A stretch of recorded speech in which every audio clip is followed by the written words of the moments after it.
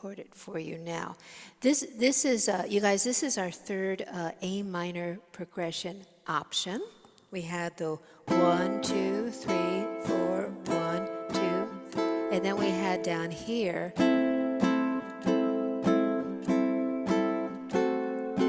this is another really transferable chord progression that you can use in a lot of songs.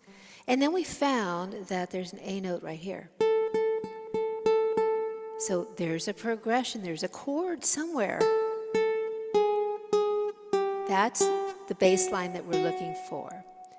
So how this thing goes is I'm doing an A minor chord. And because I'm already doing an A minor chord and I've got an A here, I'm putting my baby finger on the next note in this progression, not the A note. For me, that's really hard to grab, especially if I'm singing at the same time.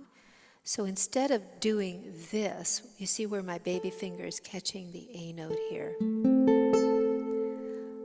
I'm not bothering with it. I'm just doing an A minor. But then I'm catching the next note in the progression, which is on the E string. So the movement is on the E string in the 4th fret. Do you hear that? A little dissonant, but it goes by fast. And we end up on that D7. So it's a slightly different texture, a flavor from the other two options. Let's try it.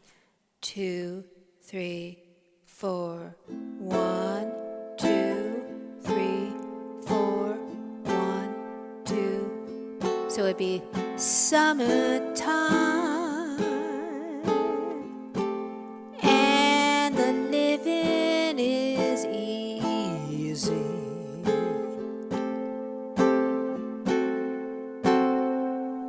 Option number 3.